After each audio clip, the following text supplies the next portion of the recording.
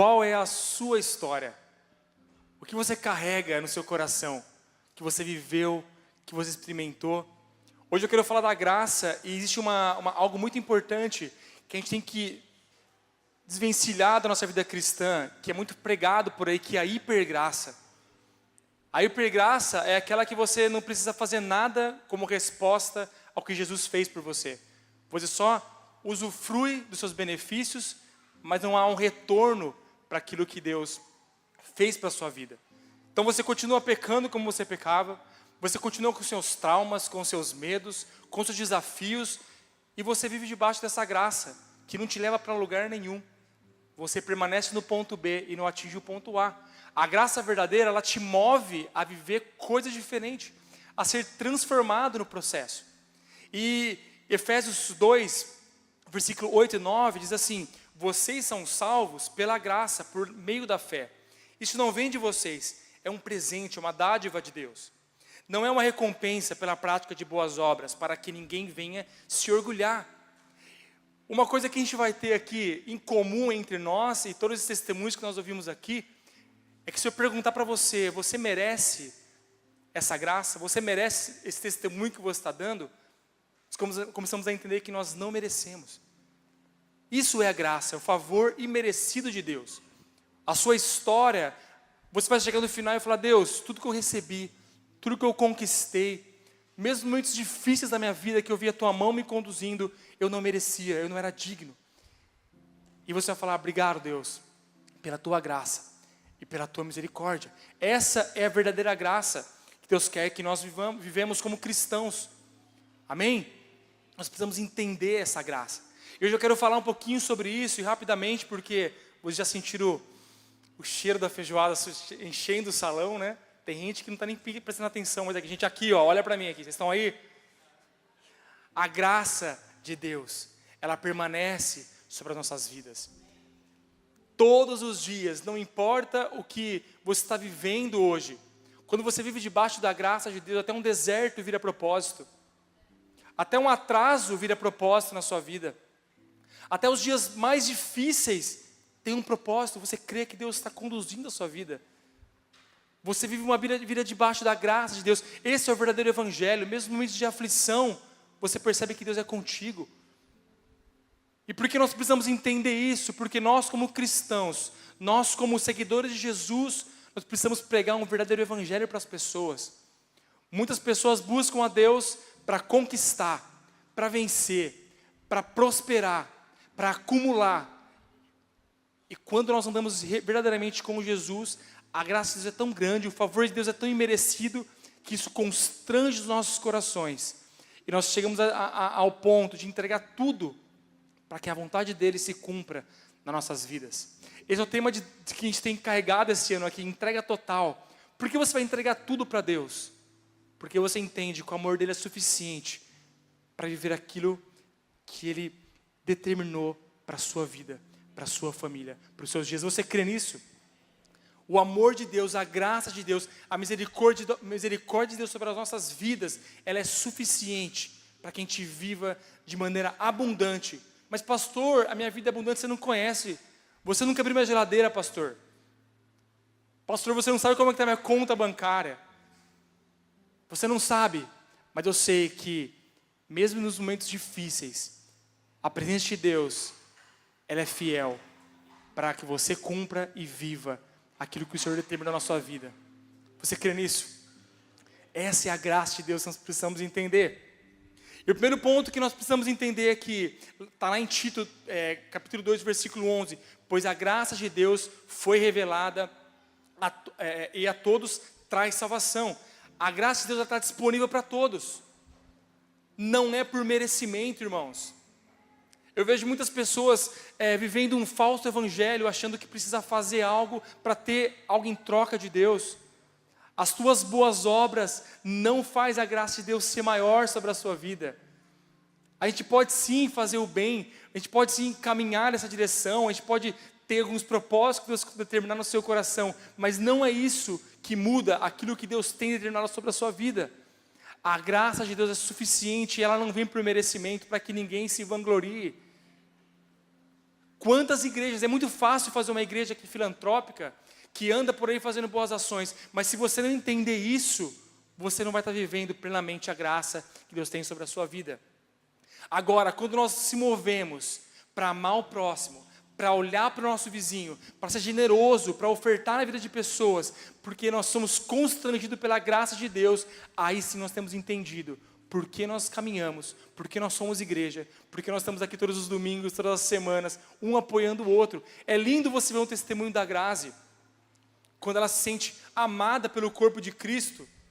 Isso não é mérito meu, isso não é mérito seu, é a igreja sendo igreja, uma igreja que entende o que é graça. É lindo ver os voluntários de colete laranja aqui, mas se eles não entenderem que, independente deles fazerem isso ou não, a graça deles já é sobre a vida deles, não faz sentido. A gente precisa pregar o verdadeiro evangelho. O segundo ponto, a graça de Deus ela é eficiente para nos aperfeiçoar. Paulo vai dizer lá em 1 Coríntios assim: mas pela graça de Deus sou o que sou, e a sua graça para comigo não foi em vão. Antes, trabalhei muito mais do que todos eles, todavia não eu, mas a graça de Deus que está comigo. Uma vez que você tem a revelação da graça de Deus, você não permanece da maneira que você está. Quantos conhecem a história de Paulo? A gente fala muito sobre ele aqui, né? Paulo foi totalmente transformado, ele reaprendeu a andar debaixo da graça de Deus. E aqui ele está falando exatamente isso. Eu sou o que sou hoje, eu faço o que faço, eu prego aos gentios, as pessoas que não eram judeus naquela época. Por quê? Porque a graça de Deus, ele entendeu a graça de Deus. Nós fazemos o que nós fazemos porque nós entendemos da graça de Deus. E um cristão que não entende da graça de Deus é aquele cristão que permanece da maneira que ele foi chamado. Ele vem aqui à frente, a gente faz um apelo, ele aceita Jesus, mas os frutos da sua vida não demonstram que ele entendeu a graça, porque a graça nos aperfeiçoa. A graça nos conduz ao quê? Ao arrependimento, à mudança constante, ao aperfeiçoamento constante. Isso é muito sério porque quem aqui tem mais de 10 anos de convertido? Mais de 15 anos? Mais de 20 anos? Mais de 30? Uau, tem gente aqui, os cabelos brancos, né? E quando você olha para aquele Miriam, quando você olha para aquela Miriam, mocinha que aceitou Jesus lá atrás, quem era aquela menina? E quem é você hoje? Vitor, Célia, Marilei, quando você olha para aquela menina, aquela jovem, como você foi aperfeiçoado no processo? Teve momentos muito bons, teve momentos muito difíceis, mas em tudo você tem acompanhado e visto a graça de Deus, o favor de Deus sobre a sua vida. Talvez hoje aqui você está aqui no culto e você não entende o que você tem passado, seus dias difíceis, as suas lamentações, a sua perspectiva de futuro, os medos, os anseios. Mas quando você está debaixo da graça de Deus, você entende que até isso faz parte do processo. E Ele é fiel para começar aquilo que Ele começou na sua vida. Amém? Isso é lindo ver. Sabe que eu tenho falado sobre isso. A melhor parte de ser pastor, que eu tenho aprendido nos meus 5 anos de pastoreio, é ver a graça de Deus permanecendo nas famílias, nas vidas. Porque você consegue acompanhar um começo, um meio, e eu espero que até o fim de alguns aqui. E em todo o tempo ver a graça, o favor de Deus acompanhando. O Maurício que testemunhou aqui, cadê o Maurício? Ali. Eu tenho acompanhado ele há muitos anos. A gente tem caminhado juntos. E eu vejo a vida do Maurício como uma montanha-russa, né, Mauricião? Tem momentos muito bons, outros mais difíceis. Mas quando ele vem aqui testemunhar, eu vejo a graça de Deus sobre a sua vida, sobre a sua família. Nem tudo são flores, como diria o poeta, não é verdade? Mas o Espírito Santo está em nós, dizendo como a tia Lourdes falou hoje aqui, permaneça, seja fiel, seja constante, porque a graça de Deus está sobre a sua vida. E esse é o terceiro ponto, é preciso perseverar na graça de Deus. E lá em Atos 13, 43, vai dizer assim: muitos judeus e gentios devotos convertidos ao judaísmo seguiram Paulo e Barnabé, que insistiam com eles para que continuassem a confiar na graça de Deus. Hoje eu quero falar para você aqui: confie na graça de Deus. Em momentos da nossa vida, dependendo da situação que você vive, você às vezes começa a desconfiar da graça de Deus. Fala, será que realmente tenho vivido debaixo do favor de Deus? Minha empresa faliu, Rodrigo. Minha empresa quebrou. Será que realmente a graça de Deus permanece sobre a minha vida? A doença bateu à minha porta. A dificuldade bateu na minha porta. Será que a graça de Deus continua sobre mim? E nessa hora, nada como ter um ombro amigo que vai te falar o seguinte: confia, permaneça na graça e você vai ver o resultado disso. Isso é ser igreja, isso é ser corpo de Cristo. Olha para o irmão que está do seu lado aí. Às vezes esse seu irmão vai te procurar e falar assim: cara, estou pensando em desistir, está difícil. E você vai estar no seu momento bom, vai virar para ele e falar assim: confia na graça de Deus. Ela é suficiente. Paulo vai dizer isso: a sua graça me basta. A tua graça me basta. E eu, como pastor, às vezes você vai me procurar para conversar comigo e falar um problemão que você está passando, e eu olho para mim mesmo e falo: cara, o Luiz aqui não pode te ajudar.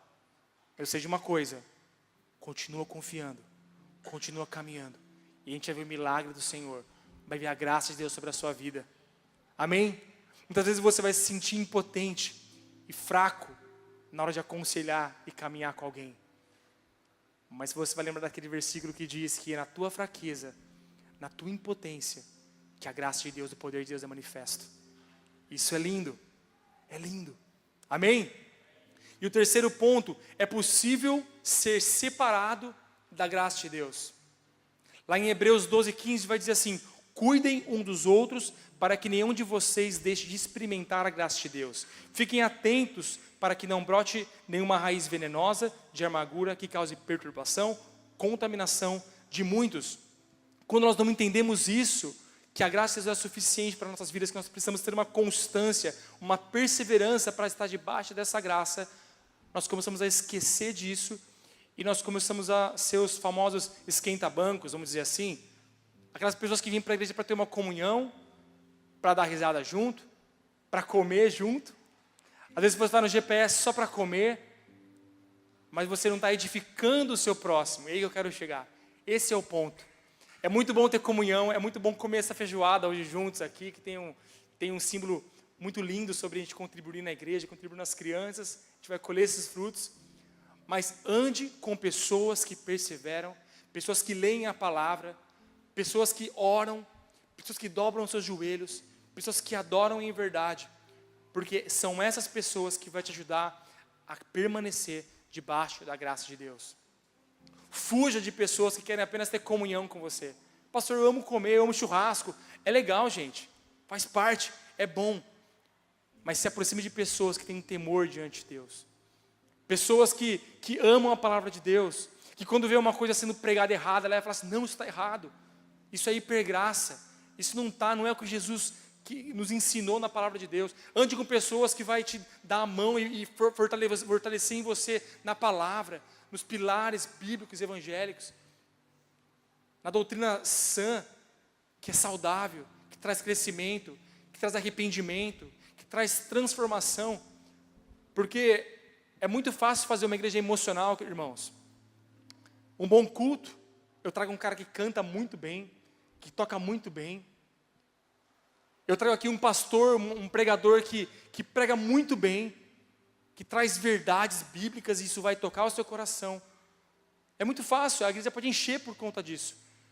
Mas não é isso que está no meu coração. Eu quero que pessoas comuns, como eu, como a pastora Mari, como cada um que está aqui, possam juntos somar e trazer testemunhos. A gente possa colecionar testemunhos, eu sempre falo isso. Uma igreja que coleciona testemunhos de vida. E não é porque o pastor Luiz é muito bom, não é porque a pastora Mara é muito boa, não. Porque eu, junto com você,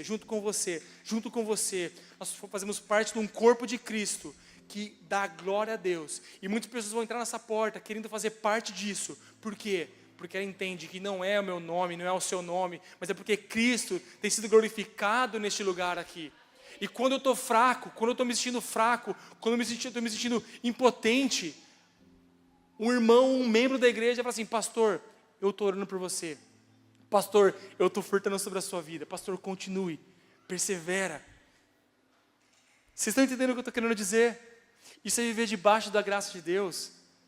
Isso é viver debaixo dessa perspectiva dos céus, onde um Deus que cuida, um Deus que pastoreia o seu rebanho, que cuida de cada um, que conhece as intenções de cada coração aqui. E a minha oração hoje, para terminar essa palavra aqui é: será que nós temos vivido dessa maneira? Entendido essa graça de Deus? Agradecido pelos momentos bons, pelos momentos difíceis? Será que nós temos perseverado na fé, independente da situação? Será que eu tenho fortalecido o irmão que está do meu lado? Ou será que eu tenho esperado só pessoas que estão me fortalecendo o tempo todo? Eu preciso ser fortalecido, pastor. Eu preciso ser fortalecido. Me levanta, me levanta, me levanta, me levanta. Chegou a hora de você mudar e entender que o que você tem, você pode repartir. O evangelho é sobre repartir, é sobre multiplicar aquilo que você tem. Mas pastor, eu tenho só um pão. É esse pão que vai ser suficiente para multiplicar e alimentar milhares de pessoas. Você crê nisso? É 2 peixinhos que você tem, mas pastor, eu tenho só 2 peixinhos. É suficiente para tocar e mudar uma cidade, mudar uma nação, mudar o mundo e mudar por onde você passar. É sobre isso. Essa é a graça, é o poder de Deus manifesto na sua vida. Amém?